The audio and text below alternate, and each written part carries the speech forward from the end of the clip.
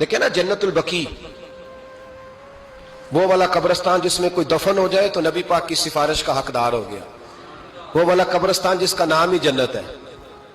وہاں نا ایک یہودی اپنے جانور باندھا کرتا تھا، تو سرکار ایک دن اس طرف گئے تو واپس آئے، حضرت عثمان غنی قریب کھڑے تھے۔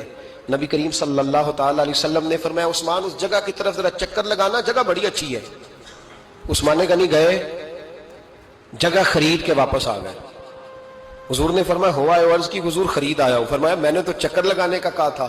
کہا یا رسول اللہ آپ نے یہ بھی تو فرمایا تھا جگہ بڑی اچھی ہے، تو جس کو آپ نے اچھا کہہ دیا یہودی کے پاس تو نہیں نہ رہنی چاہیے، تو میں نے خرید دی۔ شرم نہیں آتی لوگوں کو؟